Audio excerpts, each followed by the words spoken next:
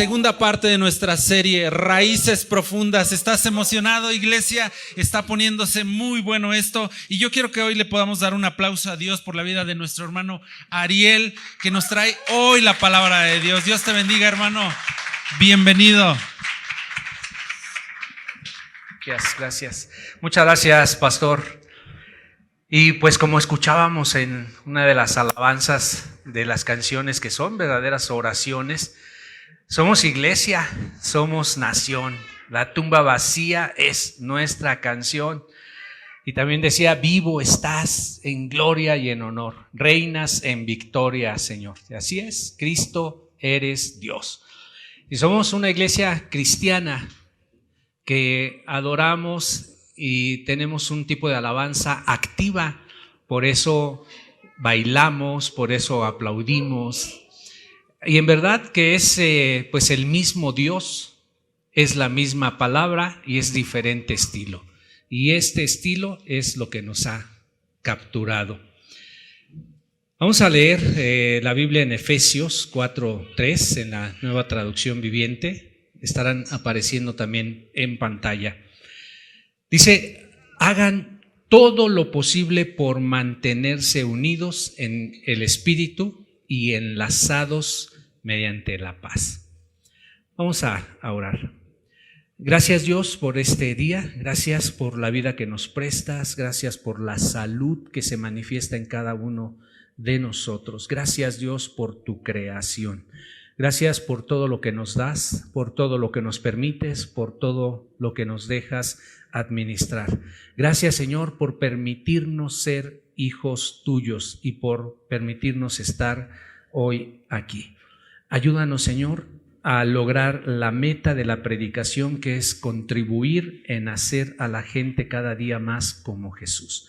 Permítenos ayudar a construir un puente de la verdad que está escrita en la Biblia con la aplicación de esa palabra en nuestra vida.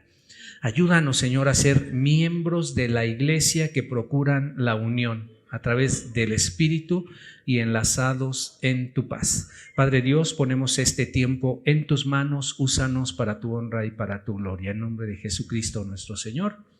Amén.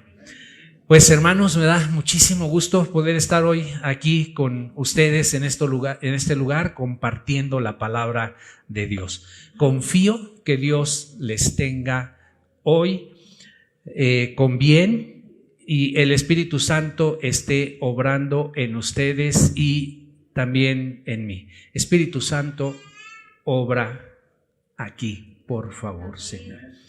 Te lo pedimos, Señor. La serie pues ya inició la semana pasada y ha abordado un tema muy, muy importante, que es el ser un miembro diligente de la iglesia, ¿recuerdan? Y se habló de qué es ser diligente. Y ser diligente es poner mucho interés, poner esmero, hacer las cosas con rapidez, hacerlas bien en nuestro trabajo o en la encomienda que tengamos. También vimos otra cosa, que Dios nos llamó para servir, para cuidar, para orar, para aprender, para enseñar, para dar. ¿Y se acuerdan también para qué más? La última palabra que puso ahí el hermano, incluso para morir en el nombre de Jesús. Luego el hermano Diego puntualizó que la hermosura de la diversidad está en la unidad. Y así es, hermanos, la iglesia de Jesucristo nos une como un abanico de diferentes personas, tan diferentes en origen, en intereses, en edades, en etnias, en razas, en perspectivas, en estilos de vida, en opiniones, en puntos de vista. Somos diferentes en muchas cosas, pero la iglesia nos une conformando a todos aquellos que aman al Señor y que se aman unos a otros en la iglesia. Vamos a ver un segundo elemento, aparte de ser miembros diligentes, que se requiere para tener raíces profundas. Y esta semana número 2 es ser miembro de la iglesia que procura la unión. Vamos a hablar de la unión y de los elementos que pueden romper esa unión. Y nuestro versículo base del día de hoy va a ser Salmo 1, versículo 3, que aparecerá aquí en pantalla. Dice: será como árbol plantado junto a corrientes de agua, que da su fruto en su tiempo y su hoja no cae, y todo lo que hace prospera. ¡Wow! Qué bonita palabra, ¿no? Ser como árboles plantados. Y esta misma idea, este mismo mensaje lo encontramos también en Jeremías 17:8. Aquí dice: porque será como el árbol plantado junto a las aguas, que junto a la corriente echará sus raíces y no verá cuando viene el calor, sino que sus hojas estarán verdes, y en el año de sequía no se fatigará ni dejará de dar fruto. Pues le pedimos al Señor que esta palabra hoy sea para cada uno de ustedes y sean como ese árbol frondoso que echa raíz y que incluso en las sequías no tenemos ningún problema. Bueno, pues esta serie está fundada en el libro Yo soy miembro de la iglesia, y está escrita por el pastor Tom Rainer, de quien aprovechamos el momento para dar gracias por su vida y ministerio. Y allí en el libro nos dice que Dios quiere que los cristianos se lleven bien. En realidad lo expresa no como una sugerencia, hermanos, sino como un mandato, como una orden. Jesús fue claro cuando dijo: en esto conocerán todos que ustedes son mis discípulos, si se aman unos a otros. ¿Comprenden? El mundo sabrá que somos cristianos por la manera en que nosotros, los creyentes, nos tratamos unos a otros. Les voy a hacer algunas preguntas, no es necesario que las contesten, pero sí piensen. ¿Participaste alguna vez de una desagradable reunión aquí en la iglesia del equipo directivo o del staff o de algún grupo pequeño y que fue, como dije, desagradable por lo que ahí se dijo? ¿O has sido testigo de alguna conversación dentro o fuera de las instalaciones de la iglesia donde hermanos han despotricado contra los pastores o contra los líderes o contra algún miembro de la iglesia? No, ya dije, no contesten. ¿Te parece que una persona ajena a la iglesia, si hubiera escuchado lo que se dijo en esas reuniones, quedaría impresionado positivamente y animado para venir a esta iglesia con el comportamiento cristiano que observó ahí? Pues esa sí la pueden contestar.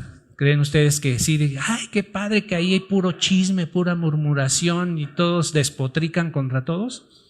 No, ¿verdad? ¿Alguna vez viste a un cristiano chismear sobre otro creyente? ¿Eso será amarse unos a otros? No, ¿verdad? Pero bueno, si tú dices: no, yo nunca he participado en esas reuniones ni nunca he escuchado nada, gloria a Dios. Pero te voy a contar algo. Si tú supieras todas las cosas que les dicen a nuestros pastores y de todas las cosas que no se enteran porque no se las dicen a ellos, se las dicen a otras personas, quedarías espantado de lo que algunos miembros de la iglesia dicen. Sin embargo, cuando tú te conviertes a Cristo, Dios espera que seas parte de su iglesia. ¿Y eso qué significa? Bueno, vamos a recordar algo de lo que también se dijo hace 8 días. Nos dijo el hermano: no te preguntes si debes de servir a la iglesia. Pregúntate, ¿cómo? ¿Qué tenemos que preguntarnos? ¿Cómo puedo servir mejor a mi iglesia? No te preguntes si puedes servir, sino cómo puedes servir mejor. Y cuando te incorporas a su iglesia, es decir, a la iglesia de Dios, Él quiere que seas una presencia de unidad allí. Digámoslo más fuerte. Dios exige que seas una presencia de unión. Y hay pruebas en la Biblia, son bastante claras. Pero bueno, vamos por partes. Primero, ¿qué es eso de unidad? Dios quiere que mantengamos la unidad en la iglesia, pero ¿qué entendemos por unidad? Bueno, les voy a poner un ejemplo. El autor del libro que estamos trabajando, y a él y a mí nos gustan los deportes de equipo, espero que a ustedes también. Y tanto él como yo hemos visto equipos integrados solamente por jugadores promedio ganar campeonatos. O sea, equipos sin estrellitas, sin estrellas. No me malinterpreten, no quiere decir que los deportistas talentosos y dotados no son importantes, pero un fin más importante, más fundamental, es cómo todos los integrantes de un equipo trabajan juntos. La unidad es importante en todas partes, en su hogar, en su trabajo. Imagínense en la iglesia. La unidad es crítica. Vamos a ver rápidamente ejemplos en el fútbol, soccer, de equipos que sin contar con estrellas ni con recursos fueron campeones. No me voy a detener mucho porque además algunos de ustedes, pues este tema no es de su preferencia. Solo voy a mencionar dos casos rapidísimo. Uno de ellos es el Leicester City. En el 2016 fue campeón de Inglaterra. Nadie se la creía. Nadie se la creyó. No hay ahí ninguna estrella que ustedes conozcan. O Grecia en el 2004, que fue campeón de Europa, sin estrellas, sin grandes futbolistas, le ganaron a Portugal de Cristiano Ronaldo. ¿Ok? Eso pasa cuando hay trabajo en equipo. Y por el contrario, cuando los miembros de un equipo o de una iglesia no trabajan unidos, la congregación en conjunto se debilita. La unidad es vital para la salud de una iglesia, hermanos. Eso significa que cada miembro, o sea, tú, yo incluidos, debemos contribuir a la unidad de la iglesia. El apóstol Pablo habló mucho de la unidad en varias de sus cartas, especialmente en la carta a los Efesios. Es evidente que la iglesia en Éfeso le agradaba. Veamos algunas de las palabras que les escribió. Efesios 1, 15, 16 dice: por esta causa también yo, Pablo, desde que supe de la fe de ustedes en el Señor Jesús y del amor que ustedes tienen para con todos los santos, no ceso de dar gracias a ustedes al recordarlos en mis oraciones. Así les decía. ¿Entienden, hermanos, por qué Pablo les da las gracias a los miembros de esta iglesia? Estaba agradecido por la fe de ellos en Jesús y fíjense bien, por el amor que tenían para con todos los santos. Ahora bien, solemos llamar santos a las personas devotas y con aureolita y así, pero no. La Biblia usa la palabra santos para referirse a los cristianos. Pablo estaba agradecido porque estos miembros de la iglesia se amaban unos a otros. Así es. La unidad es importante y crucial. Pablo va a volver a hablar de este tema incluso a otras iglesias. También otra más que le habló a Éfeso, los exhortó a vivir de una manera digna del llamamiento que recibieron, siempre humildes, amables, pacientes, tolerantes unos con otros en amor, y a esforzarse por mantener la unidad del espíritu mediante el vínculo de la paz. Eso está en Efesios 4 del 1 al 3. Como miembro de una iglesia tienes una responsabilidad. No importa si estás en alabanza o si estás en los voluntarios, a lo mejor tú dices, no, pues yo nada más vengo y aquí estoy. Aún así, tienes una responsabilidad, hermano, hermana. Debes generar unidad. Nunca seas una fuerza de división o de separación. Debes amar incondicionalmente a los hermanos de la congregación. Ojo, eso no implica estar siempre de acuerdo, pero sí significa que estarás dispuesto a sacrificar tus propias preferencias para mantener la unidad en tu iglesia. Por ejemplo, me acordé, ¿no?, de que hay hermanos aquí que les gusta la música ranchera, pero bueno, aquí no se alaba con música ranchera. Entonces tienes que sacrificar ese gusto personal por la unidad de la iglesia. Cuando procuramos esa unidad, manifestamos amor. Vuelve a fijarte en las palabras de Pablo ahora cuando le dice a la iglesia de Colosas, en Colosenses 3 versículo 14, por encima de todo, vístanse de amor, que es el vínculo perfecto. Por encima de todo, dice, no hay nada más importante que la unidad. ¿Ok? Y tú, hermano, hermana, amigo, amiga, como dice el pastor, ¿están haciendo su parte? ¿Estás haciendo tu parte para la unidad? No es necesario que contestes en voz alta, pero sí hazlo para ti mismo. Y si estás recién llegado a conocer de Cristo o vienes por primera vez a la iglesia, toma todo esto en cuenta, todo lo que estamos hablando, para que no te suceda lo malo y para que hagas lo correcto, procurar la unidad. Y te invito a que ya te vayas involucrando más para que se vea que eres parte de la unidad de esta iglesia.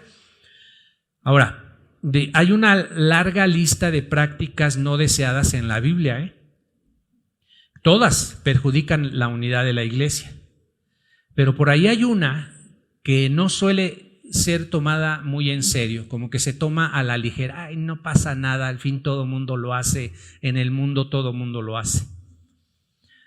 Voy a hablar de ella y de la unidad, y de ahí vamos a tomar 3 enseñanzas que yo quisiera que si tomas nota, pudieras llevártelas, tomar alguna foto, pero que hoy la palabra no vuelva vacía.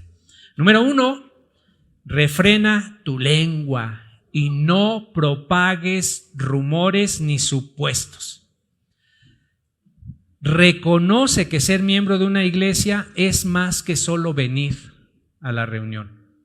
Ser miembro de la iglesia implica incluso sacrificarse, dar y perdonar.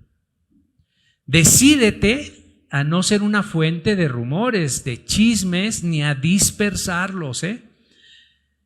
Proponte que una de tus mejores contribuciones es hacer todo lo que puedas en el poder de Dios para mantener la unidad en esta tu iglesia, por amor a Dios, por amor al Evangelio. Vamos a hablar entonces del chisme y otras conversaciones negativas. En Romanos 1, 29 al 31 es un pasaje bastante desalentador. Ahorita no me lo pongan todavía, por favor. Vamos a poner el contexto antes de hablar de este listado. Aquí en Romanos 1, el apóstol Pablo está hablando acerca de la ira de Dios contra el pecado. Y desde el versículo 18 les dice que Dios muestra su ira desde el cielo contra todos los que son pecadores y perversos, y que detienen la verdad con su perversión. Incluso a pesar de que Él se había hecho ya evidente entre ellos, por lo que no tenían ninguna excusa para no conocer a Dios, ya lo conocían, pero no quisieron adorarlo, no quisieron glorificarlo. Y dice que en cambio comenzaron a inventar ideas necias sobre Dios. Y como resultado, la mente les quedó, ¿cómo creen ustedes? Pues en oscuridad y en confusión. Ahora sí, si me ayudan a poner Romanos 1 del 29 al 31, fíjense lo que les dice el mismo Dios, se han llenado de toda clase de maldad, perversidad, avaricia y depravación. Están repletos de envidia, homicidios, disensiones, engaños y malicia.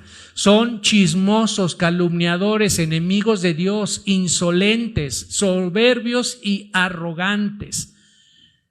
Se ingenian maldades, se rebelan contra sus padres, son insensatos, desleales, insensibles, despiadados.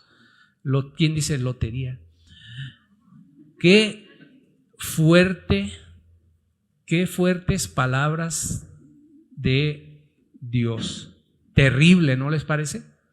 Ya nada más con leer la pura lista ya quedamos agotados.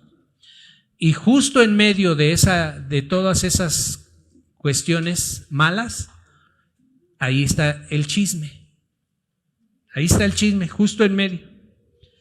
Algunos describen al chisme como palabras necias, otros dicen que son habladurías o rumores, y también se considera que un chisme es información infundada, parece ser, me dijeron, o puede ser información cierta, pero que sea información privada y que tú no estás autorizado a compartirla y lo haces. También ahí cabe la definición de chisme.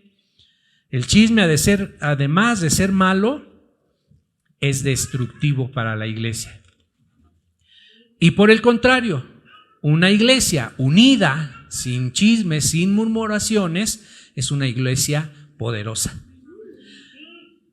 Entonces, hermanos, los rumores quiebran la unidad y debilitan por completo a una congregación. Tengan cuidado.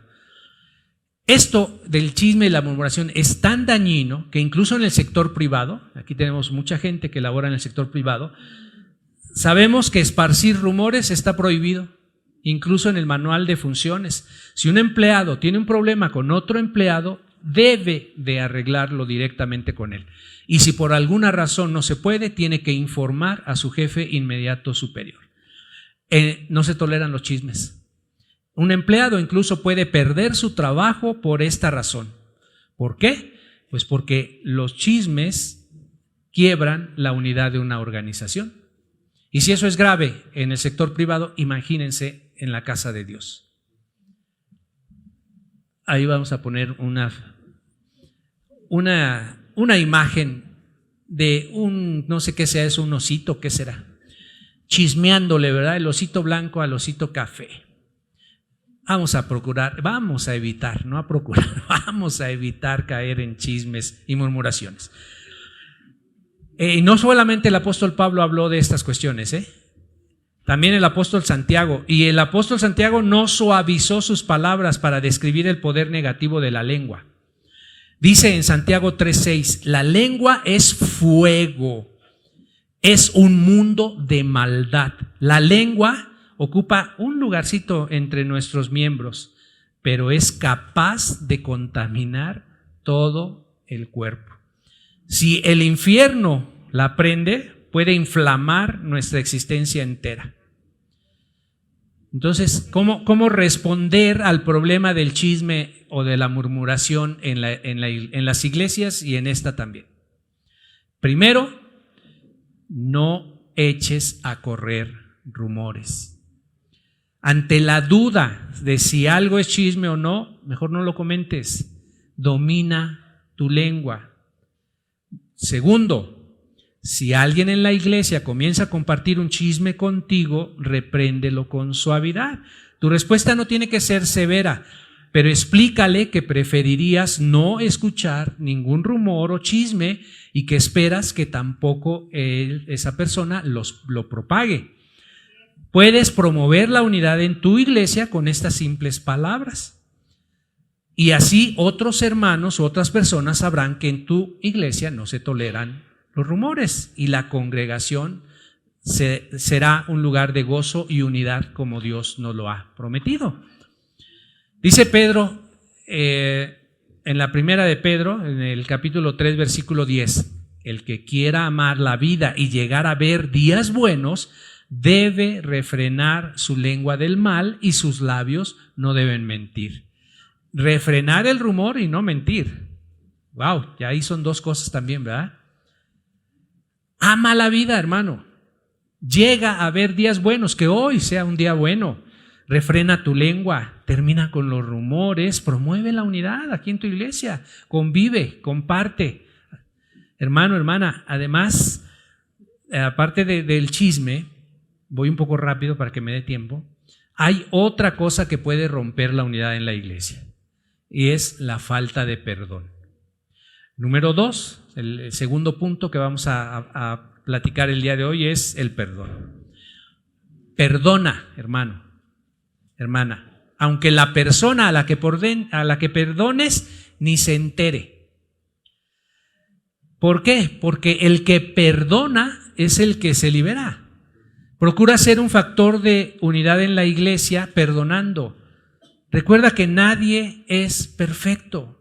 Ni los pastores, ni los líderes, ni los demás miembros de la iglesia. Lo que quiere decir que ni tú ni yo somos perfectos. Vamos a hablar del perdón y de la unidad que tienen que ver uno con otro. Bueno, el autor del libro nos pone un testimonio de él, de cuando tuvo que perdonar a alguien. Yo les voy a compartir un testimonio personal que tiene que ver con esto del perdón. Lo hago con mucho respeto, mucha gente no sabe de este testimonio, no me malentiendan, fueron las circunstancias y el momento que el Señor nos puso. Yo le doy gracias a Dios porque pude laborar 33 años en el sector público, en el gobierno del estado y en el gobierno federal. Y hace tiempo me sucedió que mientras laboraba como delegado federal en el Estado de México, un día recibí una llamada telefónica de quien era mi jefe en ese momento y me dijo: por instrucciones del gobernador, a partir de la próxima semana tú ya dejas tu puesto y tu función a otra persona. Entonces, pues eso a mí la verdad no me causó extrañeza porque se estaba manejando la posibilidad de hacer un triple enroque allí con otras personas del gobierno, en donde la persona que me dijeron que venía a mi lugar pasaría a donde yo estaba, otra persona se movía acá y yo me movía para acá. A mí me convenía porque era, pues, el nivel era más o menos el mismo y yo tendría mucha más proyección estatal. Entonces dije, bueno, está bien. Entonces el jefe me dijo: háblale al subsecretario, pues, para que te pongas de acuerdo con él. Entonces yo hablo a la oficina del subsecretario y me dice: sí, ya me enteré, vente para ver en dónde te ponemos. Entonces ese de en dónde te ubicamos, dónde te ponemos, ya no cuadraba con la propuesta del enroque, ¿no? Y ay, caray, entonces, bueno, pues yo lo que hice fue llamar a la oficina del gobernador. No hablé con el gobernador, obviamente, hablé con uno de sus asesores, le comenté el asunto y en la noche ya me habló y me dijo: ¿sabes qué? Que no es instrucción del gobernador, tú te quedas ahí donde estás. Y yo les dije: pues avísenle al jefe, ¿no? Y me dijeron: no, tú dile. Entonces ya le hablo y le digo: oiga, que no es instrucción del gobernador, que yo me quedo aquí. Entonces él se molesta y me dice: pues eso me dijo el secretario. Entonces pues yo hablo a la oficina del secretario y pues hablo con su particular, le expongo el caso, lo averigua, el otro día me llama y me dice: no es instrucción del secretario.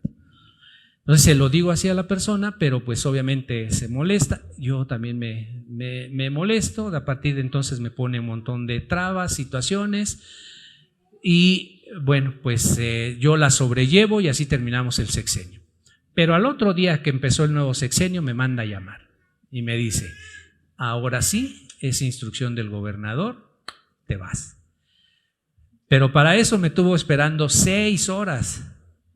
Nada más una botellita de agua me ofrecieron en esas 6 horas, todo el tiempo que quiso, para llamarme y decir: ahora sí es instrucción del gobernador, te vas. Nada más, se levanta, me agarra de la espalda y me saca de su oficina. Y en lo que me va sacando, echando propiamente, me dice: mueve tus influencias. Y entonces yo me detengo y me volteo y le digo: si mi trabajo no habló por mí, yo no puedo molestar a nadie.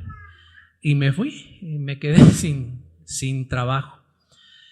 Pero algo pasó en mi corazón en ese momento, ¿no? Pues sentí que algo se clavaba en mi mente y en mi corazón para con esa persona. Les confieso que durante muchos años sentí rencor, se me revolvía el estómago solamente de escuchar su nombre. Era prohibido en casa mencionarlo, hablar de esa persona. Hasta un chiste que me sé con su nombre, nunca lo volví a decir. Y mi paz se consternó. Y no fue sino hasta que conocí de Cristo, aquí en esta iglesia, aquí en este salón, que comencé con mis primeros pasos en el crecimiento espiritual y que entendí que algo que me estaba atando era la falta de perdón, que tenía que perdonar, que tenía que perdonarlo específicamente a él. Pero obviamente que al principio yo me negué. Yo les dije, no hombre, pues si el que me tiene que pedir perdón es él a mí, o sea, él me engañó, levantó ahí falsos testimonios, etcétera, y me corrió, me dio una patada en el trasero y me echaron, me echó. Dije, no, yo ¿cómo lo voy a perdonar? Pero ¿qué creen? Pues el Espíritu Santo. El Espíritu Santo comenzó a obrar en mí. Y en verdad, que si tú lo dejas, el Espíritu Santo te redarguye, y me hizo comprender que al yo perdonarlo a él, el que se estaba sanando y liberando era yo, aunque él ni se entere. Y quién sabe si se enterará, a lo mejor nos está viendo, un saludo. Así que lo hice, lo perdoné, decidí perdonarlo. Es una decisión. Decidí perdonarlo con sinceridad y de corazón. Y créanme que fue un momento liberador para mí. Mi vida de oración se empezó a abrir y lo más importante, vino a mí la paz. Algo de lo que nos tiene a mi familia y a mí aquí es que antes de venir acá no teníamos paz. Y a partir de este momento comenzó a crecer en mí la paz y Dios comenzó a usarme sirviendo a otros. Y hemos pasado, mi familia y yo, pues por muchas de las áreas, como lo están haciendo ustedes o como lo harán para servir a otros. Y todo había comenzado con, ¿qué creen? Con el perdón. Con el perdón de corazón, no de dientes para afuera. Jesucristo fue muy claro. Mateos 6, del 14 al 15. Si ustedes perdonan a los otros sus ofensas, también su Padre Celestial los perdonará a ustedes. Pero si ustedes no perdonan a los otros sus ofensas, tampoco el Padre de ustedes les perdonará sus ofensas. No habrá unidad, no habrá amor en la iglesia mientras haya miembros con corazones que se niegan a perdonar. Con demasiada frecuencia los miembros están enojados o se sienten heridos por causa de lo que otro hermano ha hecho o ha dicho. Algunos incluso se enojan con los pastores, con algún líder, o se lamentan de algo que dijo, de algo que hizo o de algo que no hizo o que no dijo. Me encanta la manera en que Pablo lo expresa esto en Colosenses, del capítulo 3, versículo 12 al 14, cuando exhortó directamente a los miembros de la iglesia y les dijo: por lo tanto, como escogidos de Dios, santos y amados, revístanse de afecto entrañable y de bondad, de humildad, de amabilidad, de paciencia, de modo que se toleren unos a otros y se perdonen si alguno tiene queja contra otro. Así como el Señor los perdonó, perdonen también ustedes. Por encima de todo, vístanse de amor, que es el vínculo perfecto. Las iglesias locales, hermano, hermana, están formadas por miembros y por pastores imperfectos. Todos cometemos errores, todos pecamos, sí, todos tenemos algo de hipócritas, algo de orgullosos. Sin embargo, la unidad de la iglesia se quiebra cuando algunos de los miembros se niegan a perdonar y permiten que les gane el orgullo. Recuerda, Cristo nos amó tanto que murió en una cruz para perdonarnos. Y ahora, como Él nos perdonó, así debemos perdonarnos nosotros, perdonar a los otros. Es esencial para la unidad de la iglesia. Y punto número 3. Si tú hoy, en este momento, todavía tienes alguna diferencia o te disgustaste con alguien de la iglesia, toma la iniciativa y arregla la situación con esa persona. Si no puedes, directamente a través de los pastores. Jesús nos instruyó. Por lo tanto, si presentas una ofrenda en el altar del templo y de pronto recuerdas que alguien tiene algo contra ti, deja la ofrenda ahí en el altar, anda y reconcíliate con esa persona.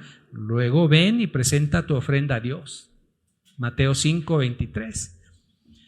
Y si esa o esas personas están aquí, nada impide que les pidas perdón hoy mismo, que los perdones. Saliendo de esta reunión incluso, Así es que yo lo pongo y ojalá y Dios lo ponga en tu corazón. Si tú vienes por primera vez a la iglesia o tienes poco tiempo de estar aquí en la iglesia, no te espantes por lo que acabo de decir. Las iglesias son hospitales y quienes estamos aquí necesitamos del médico de médicos.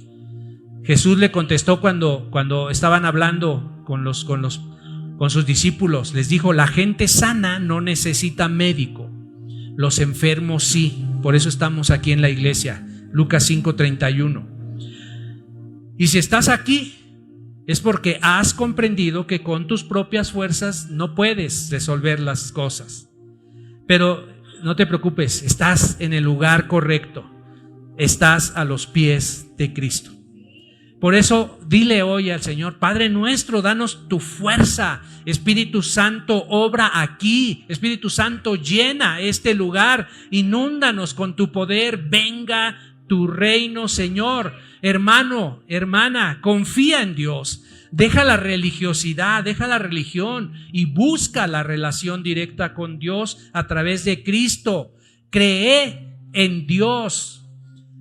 Dale gracias a Dios porque dio a su Hijo amado para el perdón de tus pecados y de los míos. Gracias, Jesús, porque aun siendo Dios no escatimaste el dar tu vida, el dar tu sangre, y aunque eras inocente, te entregaste por cada uno de nosotros que somos pecadores y moriste en la cruz del Calvario. Gracias, Dios, porque no hay lugar más alto, como decíamos, ni más noble que estar aquí arrodillado a tus pies. Si tú vienes por primera vez y quieres entregarle tu vida hoy a Dios, repite conmigo esta oración, porque fuimos diseñados por Dios para permanecer en su cuerpo. Haz esta oración, hermano. Padre Dios, hoy me acerco a tu presencia para decirte que reconozco que soy pecador, pero que también estoy arrepentido. Perdóname, Dios. Hoy vengo a ti para pedirte que entres en mi corazón. Creo que tú enviaste a tu único Hijo, a Jesús, para morir por mí en la cruz, y que su sangre limpia todos mis pecados, y sé que Él resucitó. Acepto a Cristo como mi Señor y Salvador. Ayúdame para que pueda servirte y amarte, y si tú quieres, que sea en esta iglesia. Vamos, hermanos, pongámonos de pie para hacer nuestra oración final. Padre Dios, ayúdanos cada día a parecernos más a Jesús. Sabemos que tú nos transformas como a Cristo y lo haces al menos de dos maneras: por medio de las circunstancias. Gracias, Señor, por las circunstancias en que estoy hoy, como dice Romanos 8:29. pero también nos transformas como a Cristo en la aplicación de la palabra de Dios en nuestras vidas, como dice Hechos 20:32. Gracias porque nos has dado la Biblia, que es un manual de cómo vivir la vida con Cristo y para Cristo.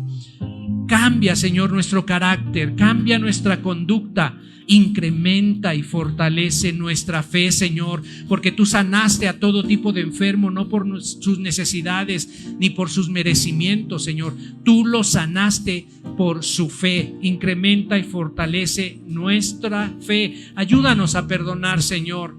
Ayúdanos a ser miembros que procuran la unidad. Ayúdanos, Padre, a refrenar la lengua y a no esparcir rumores. Queremos tener raíces profundas en esta tu iglesia local Vida. Y todo esto, Señor, te lo pedimos no por nuestros méritos, sino por los de tu Hijo. En el nombre de Jesucristo, nuestro Señor, y todos decimos amén. Gracias, Amén. gloria a Le Dios. das un fuerte aplauso a Dios por Sí, la vida de amén. nuestro hermano y por la palabra que hoy nos expuso. Wow. Dos cosas, bueno, tantas cosas. El perdón, la unidad. Iglesia, ¿estás animado? Yo quiero que hoy, al final de esta serie, como bien ya se dijo, estamos basando esta serie obviamente en la palabra de Dios, pero también en este libro. Y soy miembro de la iglesia, y al final de esta serie yo creo que vamos a tener un tríptico, algunas tarjetitas. Al final de cada capítulo viene una oración y un compromiso, y me gustaría leerte el compromiso de este capítulo 2. Dice así: yo soy miembro de una iglesia, procuraré ser un factor de unidad en mi iglesia. Sé que nadie es perfecto, ni los pastores, ni el personal, ni los demás miembros de la iglesia, pero yo tampoco soy perfecto. No seré fuente de rumores, chismes, ni disensiones.